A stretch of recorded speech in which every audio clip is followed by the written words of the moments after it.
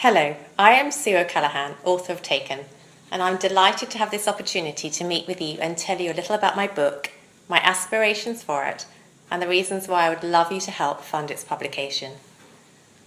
Taken tells the true story of my 3 small children being removed from me in 2003 whilst pregnant with my 4th, and the battle I faced over a year-long period to secure their return.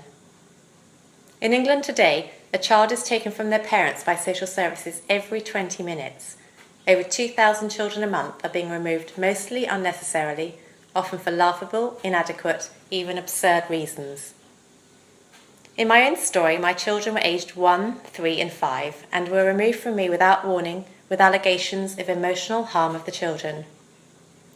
I had no idea where they were for over 2 weeks. I didn't even know if they were dead or alive. I was a loving stay-at-home mother. I was not taking drugs or drinking alcohol. I had a supportive family around me and was raising them in a lovely community in a small village outside London. Taken tells the story following their removal as to how we were all catapulted into a world that suddenly involved social services, expert witnesses, the courts, CAFCAS, psychiatrists and psychologists. Most of these had never previously met me or my children. Worse still, not one of the professionals that did know the children, such as teachers, nursery assistants, health visitors, or our local GP, were ever allowed to testify to my good parenting. We were propelled overnight into the spotlight, where allegations flew around, court dates were set, agreements were having to be signed, and only supervised contact was allowed in run-down social service centres, where the children clung to me, begging to come home. Sir James Munby, one of England's most senior judges and president of the Family Division of the High Court, clearly summarises the devastating consequences of child removal.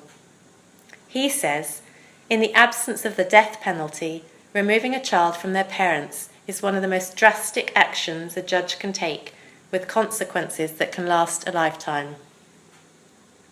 My children were in the low percentage of those who were returned home by the courts. They are now living safe and happy lives in New Zealand, aged 11, 13, 15 and 17.